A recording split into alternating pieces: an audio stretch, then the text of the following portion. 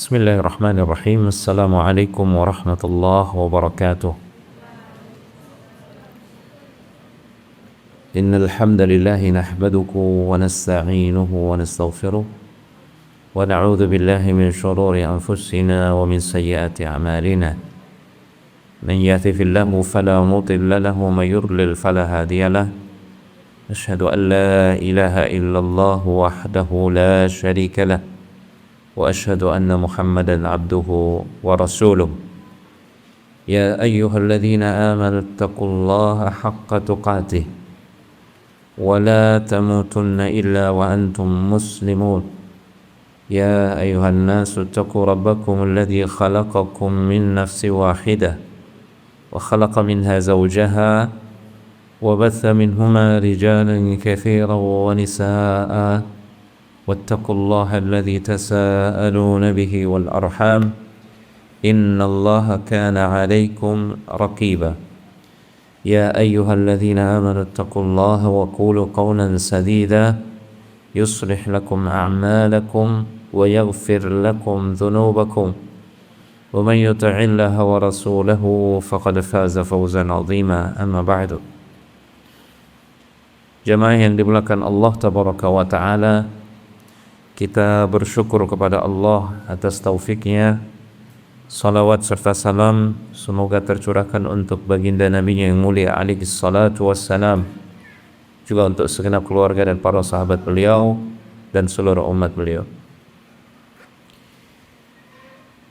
Dengan mengharapkan taufik dari Allah Subhanahu wa Ta'ala, pada malam hari ini kita akan belajar tentang beberapa hadis yang disebutkan oleh Rasulullah sallallahu alaihi wasallam perihal tawakkul. Wa amma fi sunnati faqad akhraja al-Imam Muslim fi sahihihi. Di dalam sunnah Rasulullah sallallahu alaihi wasallam, di antara hadis yang menyebutkan tentang tawakal, ada sebuah hadis yang diriwayatkan oleh Imam Muslim dalam sahihnya, anna Nabi sallallahu alaihi wasallam qala, Nabi sallallahu alaihi wasallam bersabda, al-mu'minul qawi khairun minal mu'minid dha'if wa fi kullin khairun. Mukmin yang kuat lebih baik daripada mukmin yang lemah. Namun pada keduanya ada kebaikan, tapi tetap lebih baik adalah mukmin yang kuat. Nah, di sini kuat dalam masalah apa? Para ulama menjelaskan al-mu'minul qawi, mukmin yang kuat maksudnya adalah yang kuat imannya, termasuk yang kuat tawakalnya kepada Allah Subhanahu wa Ta'ala, juga termasuk yang kuat dalam beribadah kepada Allah Subhanahu wa Ta'ala, dan yang kuat fisiknya untuk beramal, melakukan amal-amal ketaatan. Ini lebih baik daripada mukmin yang lemah. Lemah tawakalnya, lemah ibadahnya, lemah fisiknya juga untuk beramal saleh. Namun mukmin yang kuat dan mukmin yang lemah ini sama-sama punya kebaikan.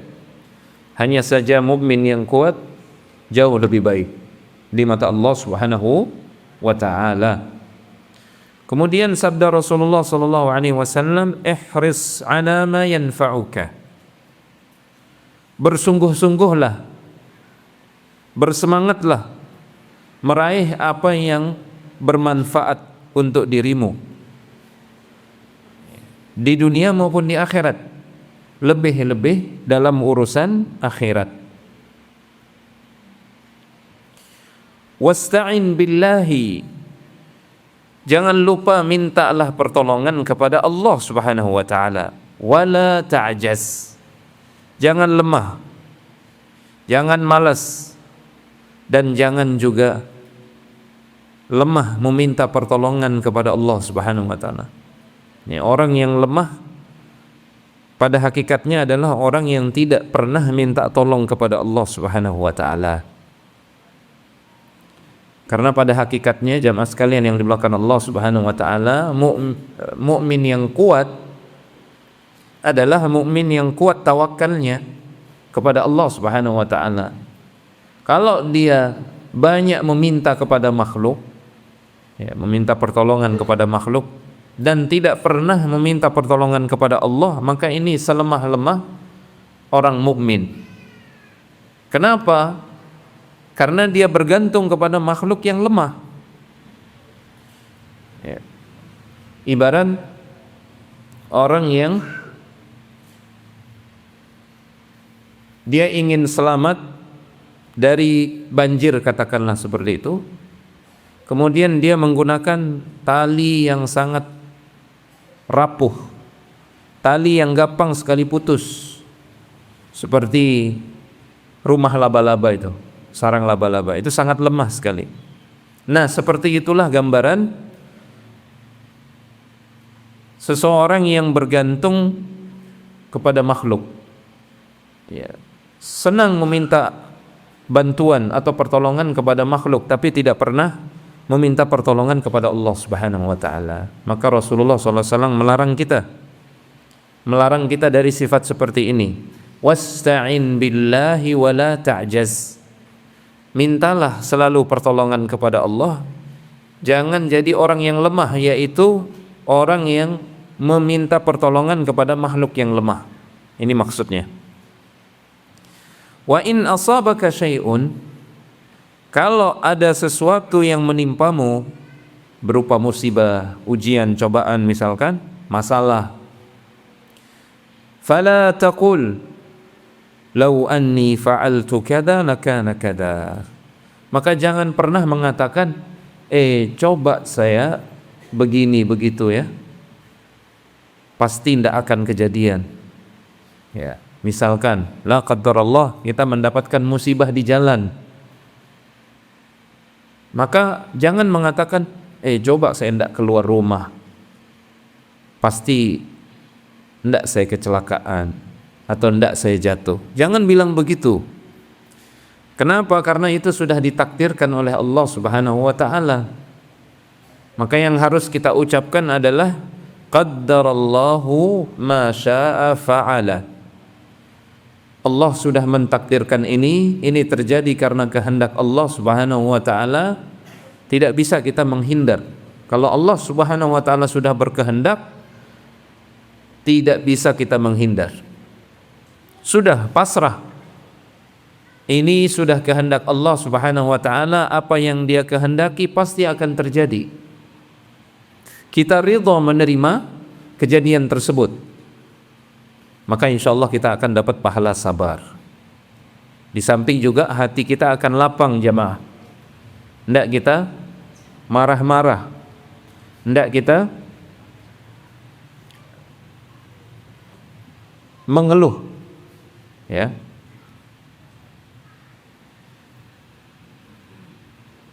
Walakin qul qaddarallahu ma syaa fa'ala. Ya, kalau terjadi suatu kejadian yang tidak kita sukai atau yang kita berusaha menghindar tapi ternyata kena juga, maka jangan mengatakan coba kalau begini, coba kalau begitu. Ya. Itu sudah ditakdirkan oleh Allah Subhanahu wa taala. Ucapkanlah qaddarallahu ma syaa fa'al. Ini sunnahnya jemaah. Ya, kalau sandal kita putus, ban motor kita pecah di tengah jalan, terpaksa kita harus mendorong motor misalkan, atau kita tertusuk duri misalkan, atau terjatuh, maka kita katakan qaddarallahu ma syaa fa'ala. Sama juga ketika kita ditimpa sakit, demam, meriang, batuk, pilek, ya, Jangan mengatakan, coba saya tidak keluar rumah ketika hujan tadi ya, pasti saya tidak sakit. Ya, belum tentu. Belum tentu. Bisa jadi, kalaupun kita tidak keluar rumah, kita akan kena penyakit di dalam rumah. Bisa jadi. Ya, tiba-tiba pelafon rumah jatuh misalkan kan, kepala benjol, kepala berdarah. Itu lebih parah lagi daripada batuk pilek. Maka selalu kita berprasangka baik kepada Allah Subhanahu wa taala. Kita serahkan apa yang sudah terjadi kepada Allah Subhanahu wa taala, maka inilah hakikat tawakal, hakikat mukmin yang kuat. Manakala dia bersabar, dia menerima ketetapan Allah, dia mengucapkan apa? Qaddarallahu ma syaa fa'al. Allah Subhanahu wa taala sudah mentakdirkannya, apa yang dikehendaki oleh Allah pasti terjadi. Nah, amarahu bil hirsi ala ma yanfa'uhu. Rasulullah sallallahu alaihi wasallam memerintahkan agar seorang mukmin itu bersungguh-sungguh bersemangat untuk meraih apa yang bermanfaat. Nah, ini hakikat tawakal itu juga mengharuskan kita untuk berusaha, berikhtiar. Makanya Rasulullah SAW mengatakan, ya perlu kita bersemangat, jangan malas, jangan mager. Istilah orang sekarang mager, malas, gerak.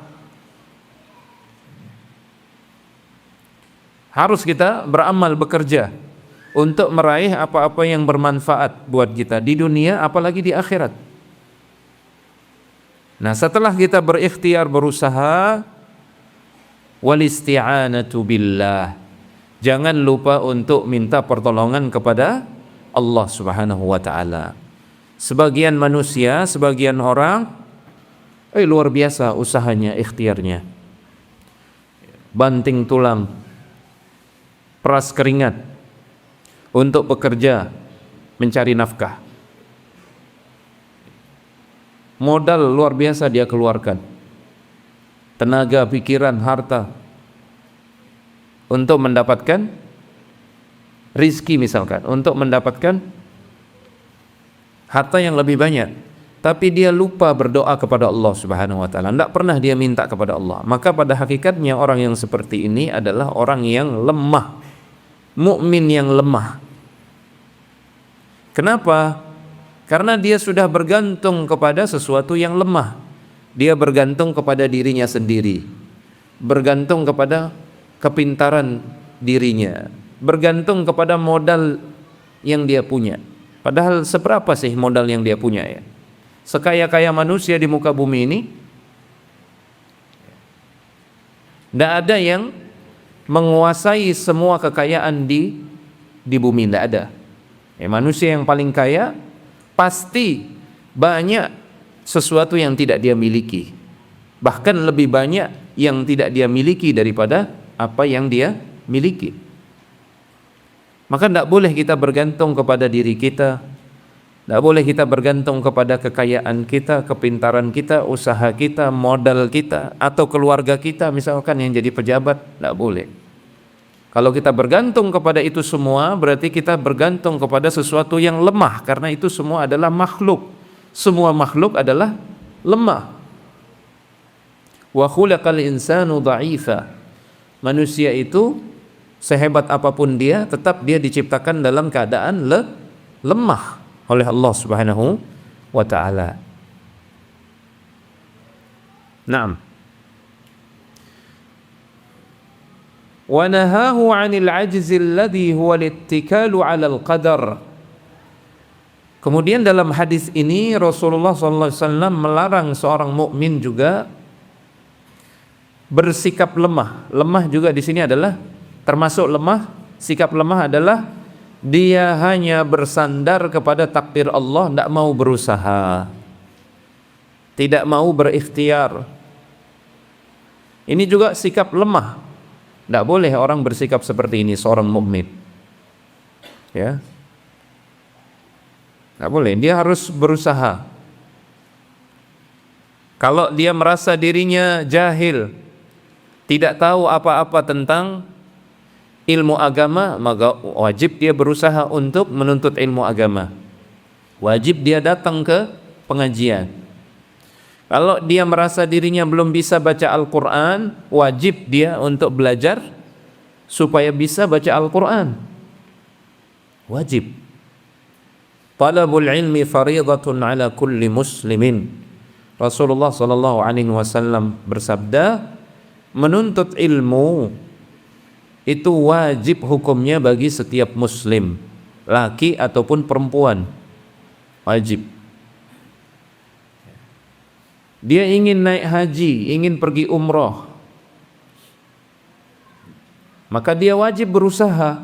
Bagaimana caranya? Dia bekerja, dia jualan, dia nabung, dia bersedekah, supaya dimampukan oleh Allah Subhanahu wa taala untuk naik haji atau umroh. Tidak boleh hanya berpangku tangan diam di rumah. Ya. Dia pingin naik haji, umroh, tapi dia tidur kerjaannya di rumah. Disuruh bekerja, malas, saya tunggu takdir saja. Tidak bisa begitu. Orang yang bertawakal kepada Allah Subhanahu wa taala, dia tidak bersandar kepada sesuatu yang tidak dia ketahui di masa depan berupa takdir Allah. Kan kita tidak tahu ya, rizki Allah itu berapa banyak Allah catatkan untuk kita. Kita tidak tahu kapan rizki itu datang. Maka wajib kita jemput, wajib kita berupaya. Ya, orang kalau dia hanya tidur-tiduran di rumah, tidak mau berusaha, tidak mau bekerja, ya ini ibarat orang yang kalau dia lapar, suruh dia, tidak usah cari makan, tunggu saja makanan itu datang sendiri. Kan tidak mau dia seperti itu kan? Pasti dia cari makanan. Nah begitu juga dengan beramal saleh. Kita ingin naik haji, ingin umroh, ya harus berupaya, berikhtiar. Tapi jangan lupa minta pertolongan Allah Subhanahu wa taala. Ini yang paling penting. Jadi tawakal itu berikhtiar, kemudian berdoa minta tolong kepada Allah Subhanahu wa taala. Tawakal itu, kapan kita bertawakal jemaah? Kalau kita ditanya kapan kita harus tawakal?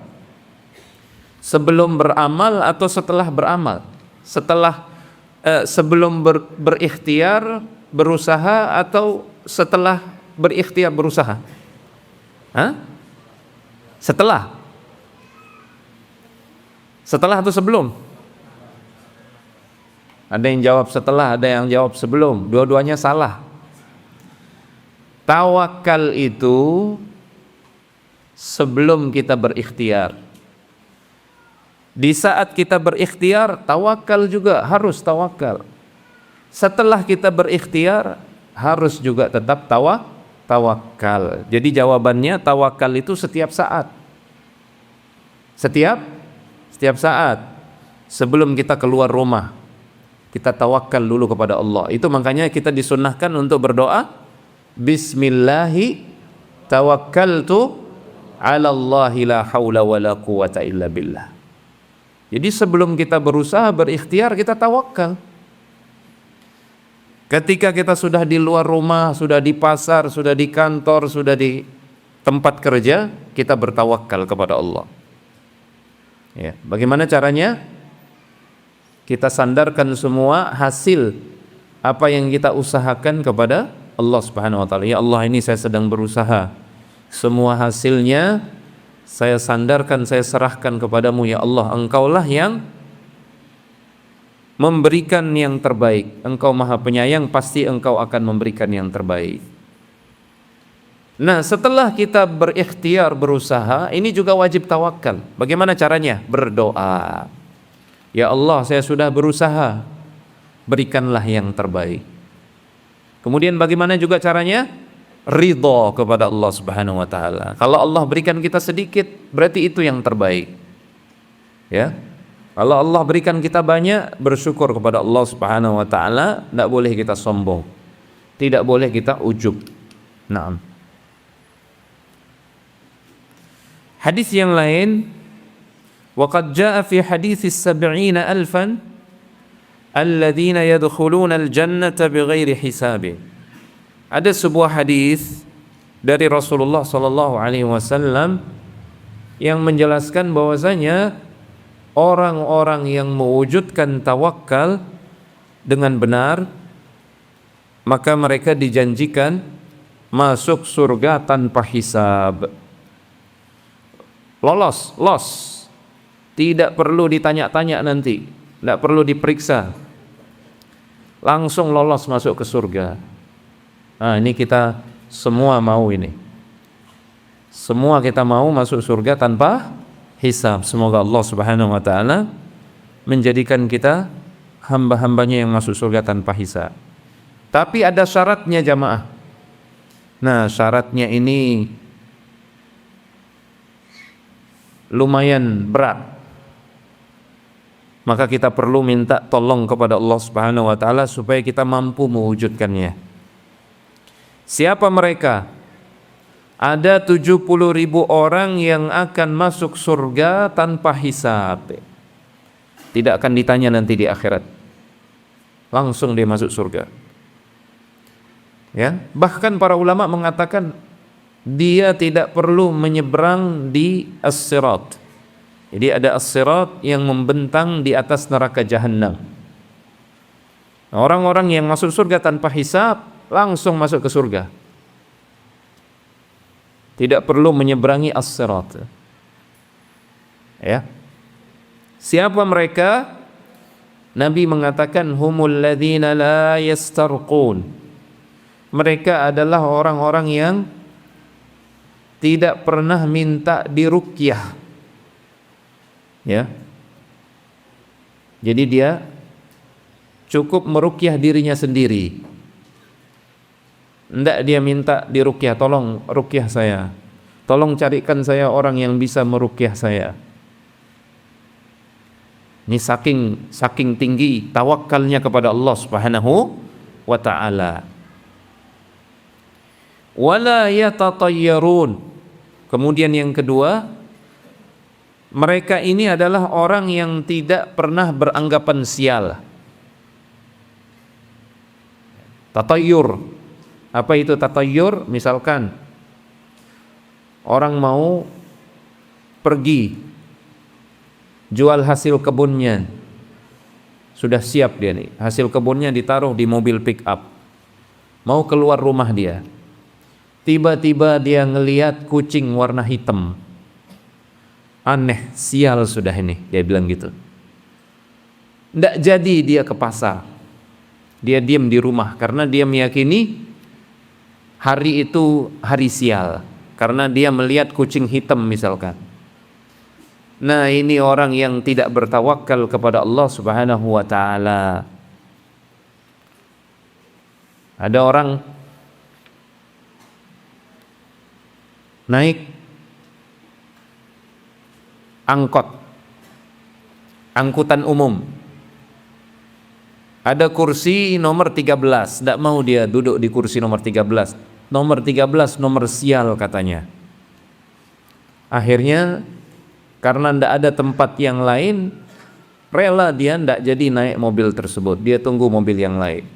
Dia menganggap dirinya sial kalau duduk di kursi nomor 13.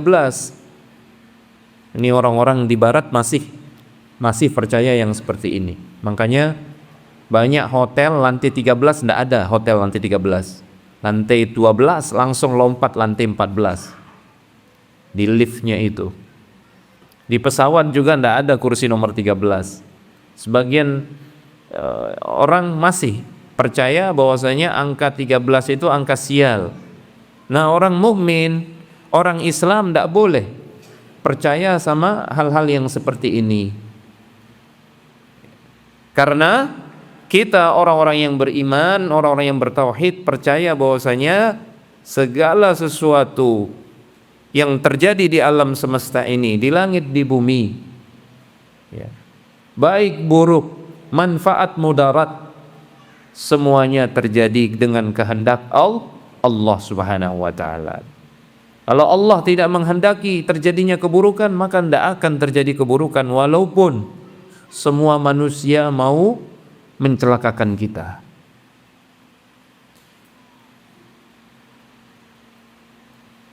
Law ijtama'atil ummatu ala an yadurruka bi syai'in lam yadurruk illa bi syai'in qad katabahu Allahu 'alaika.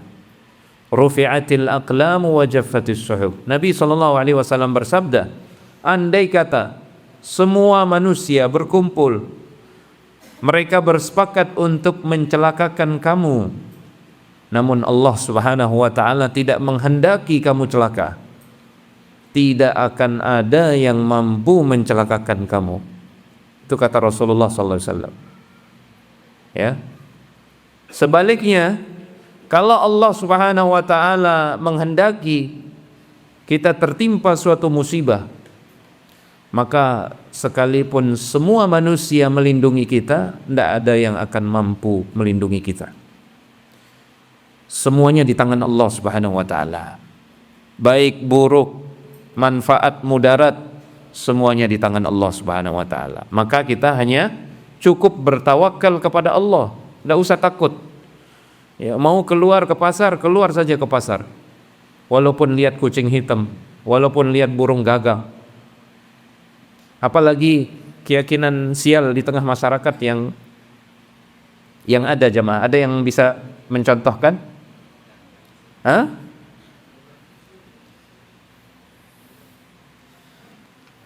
Misalkan kalau menikah hari apa begitu ya, tanggal sekian, oh ini bakal cerai sudah, ini tatoyur, tidak boleh, tidak akan masuk surga tanpa hisab kalau orang punya keyakinan seperti ini, ya. Termasuk juga hari Rebu terakhir bulan apa itu? Bulan apa? Bulan Safar, yang dikenal dengan Rebu Bontong itu. Nah, tidak boleh kita beranggapan itu hari sial, tidak boleh. Karena semua di tangan Allah Subhanahu wa ta'ala. Tidak ada kemudaratan yang terjadi kalau itu tidak diizinkan oleh Allah Subhanahu wa ta'ala. Itu wajib kita yakini, jemaah.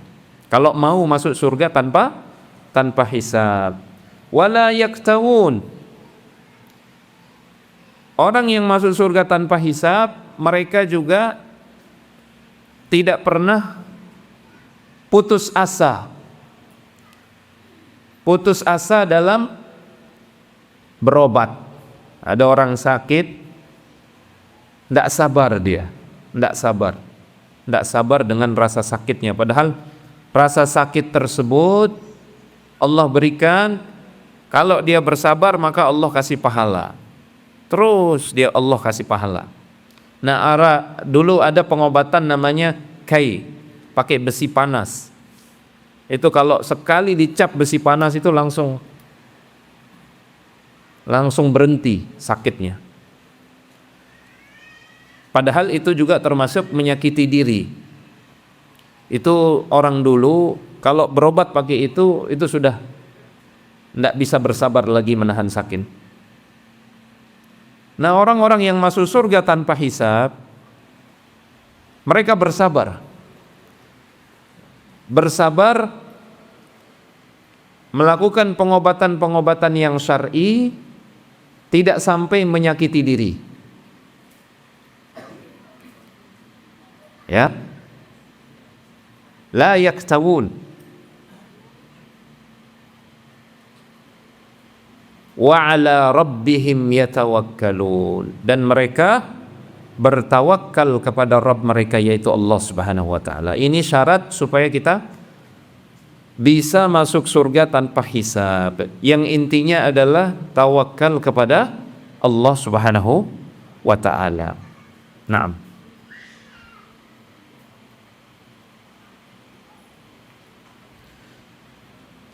Wa 'an Ibnu Abbas radhiyallahu anhuma qala, ada sebuah riwayat hadis dari Ibnu Abbas radhiyallahu ta'ala anhuma. Ibnu Abbas ini adalah sepupu Rasulullah sallallahu alaihi wasallam. Qala hasbunallahu wa ni'mal wakil. Qalaha Ibrahim hina ulqiya fin nar. Ibrahim alaihissalam ketika dilempar ke dalam api, maka beliau mengucapkan apa? Hasbiyallahu wa ni'mal wakil. Cukup Allah Subhanahu wa taala bagiku, dialah sebaik-baik penolong. Dialah sebaik-baik penolong.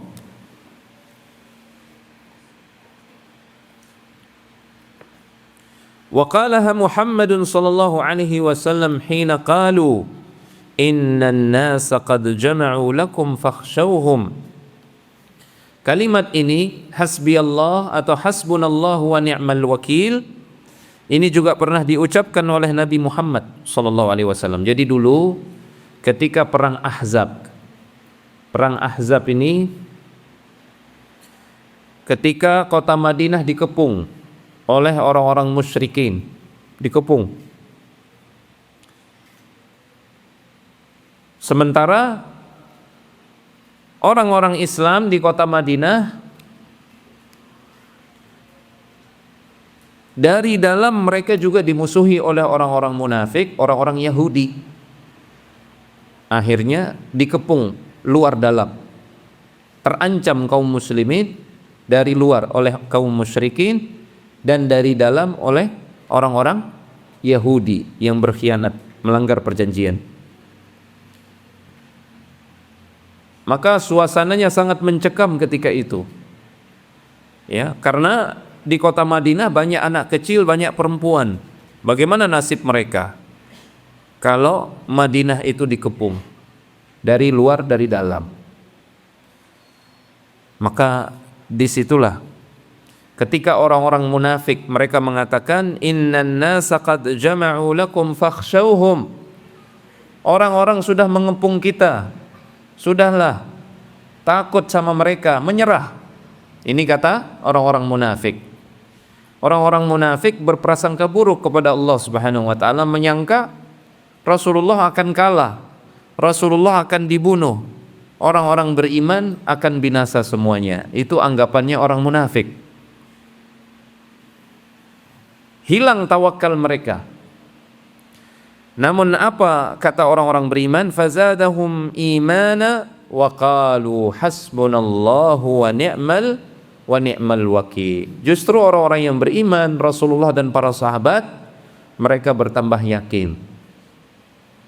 Ya.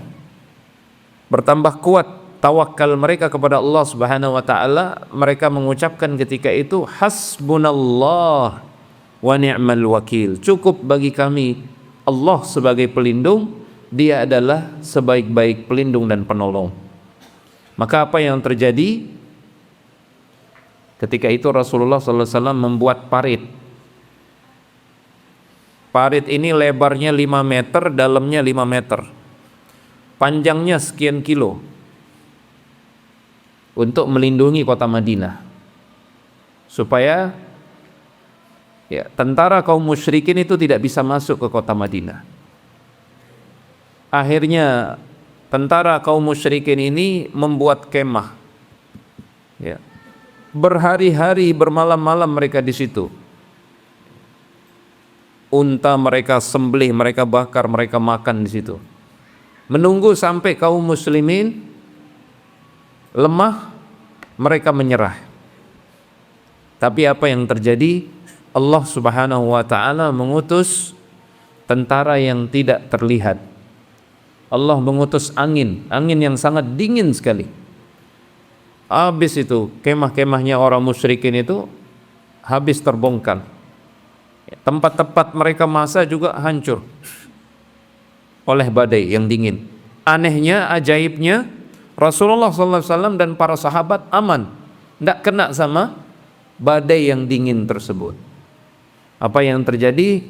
Tidak kuat mereka di sana. Akhirnya Abu Sufyan, yang ketika itu dia belum masuk Islam ya. Abu Sufyan nanti masuk Islam dia. Tapi ketika itu, ketika perang Ahzab, dia masih kafir, masih memusuhi Rasulullah SAW. Dia jadi pemimpin setelah meninggalnya Abu Jahal. Dia jadi pemimpin di Makkah. Akhirnya Abu Sufyan ini karena tidak kuat dengan badai yang dingin, akhirnya dia lari. Dia perintahkan semua pasukannya, ayo kita kembali ke Makkah. Ini keajaiban pertolongan Allah Subhanahu wa taala untuk hamba-hambanya yang tawakal, yang mewujudkan tawakal kepada Allah Subhanahu wa taala. Ingat pertemuan sebelumnya kita ceritakan kejadian-kejadian ajaib kepada orang-orang yang bertawakal. Nabi Ibrahim, Allah jadikan ketika beliau dilempar ke dalam api, Allah jadikan apinya dingin. Qulna ya naru kuni bardan wa salaman ala Ibrahim. Api dijadikan dingin oleh Allah Subhanahu wa taala. Nabi Musa dan pengikutnya Bani Israel ketika dikejar-kejar oleh Fir'aun, Allah belah lautan supaya Nabi Musa dan Bani Israel bisa selamat. Dan justru Allah menenggelamkan Fir'aun ketika itu. Itu karena tawakalnya Nabi Musa. Dia mengatakan, kalla inna ma'iya rabbi sayahdin. Allah Subhanahu wa taala akan memberikan petunjuk bagaimana kita bisa selamat. Nabi Muhammad sallallahu alaihi wasallam ketika hijrah dikejar-kejar oleh kaum musyrikin, beliau bersembunyi di gua Thur. Itu kaum musyrikin kalau melihat ke bawah, mereka akan melihat Rasulullah dan Abu Bakar bersembunyi, ya, di lubang gua. Namun Allah Subhanahu wa taala menjaga mereka karena tawakal Rasulullah sallallahu alaihi wasallam. Rasulullah sallallahu alaihi wasallam mengatakan, "La tahzan, innallaha ma'ana." Wahai Abu Bakar, jangan sedih, jangan takut. Allah Subhanahu wa taala bersama kita.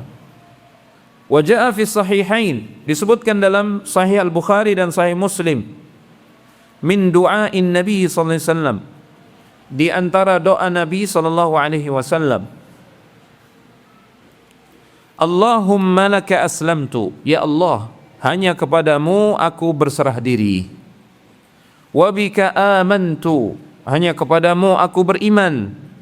Wa alaika tawakkaltu, hanya kepadamu aku bertawakal. Nah, ini sering-sering kita ucapkan doa ini jemaah. Allahumma laka aslamtu wa bika amantu wa alaika tawakkaltu. Termasuk juga doa sebelum tidur. Nah, ini terakhir nih ya. Ada doa sebelum tidur. Kalau kita ucapkan doa ini sebelum tidur, maka kalau seandainya kita diwafatkan malam itu oleh Allah, maka kita wafat di atas fitrah, di atas Islam, pasti masuk surga. Apa doanya? Tapi disuruh kita dulu berwudu ya.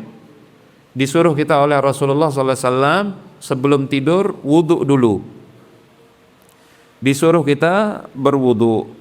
Kemudian kita mengucapkan, Allahumma aslamtu wajhi ilaika wa fawwaqtu amri ilaika wa alja'tu dhahri ilaika rahbatan wa raghbatan alaika. Ya Allah, sesungguhnya aku menyerahkan wajahku ke hadapanmu, aku serahkan semua urusanku kepadamu. Wa alja'tu dhahri ilaik, aku sandarkan punggungku kepadamu. Raghbatan wa rahbatan ilaik, dengan penuh harapan dan rasa takut kepadamu ya Allah. La malja'a wa la manja minka illa ilaik, tidak ada jalan selamat kecuali hanya kepadamu ya Allah, kecuali berlindung hanya kepadamu ya Allah. Amantu bi kitabika alladhi anzalta wa bi nabiyyika alladhi arsalta. Nah, ini doanya. Ya. Sekali lagi, Allahumma aslamtu wajhi ilaika wa fawwadtu amri ilaika wa alja'tu dhahri ilaika raghbatan wa rahbatan ilaika. Amantu, Allahumma amantu bi kitabika alladhi anzalta wa bi nabiyyika alladhi arsalta. Ya, nanti santri-santri coba minta tolong dituliskan supaya bisa dibagikan ke jamaah. Ya, ada yang menuliskan nanti biar atau ditulis kemudian dibagi di WA atau ditulis di kertas nanti difotokopi dibagikan ke jamaah.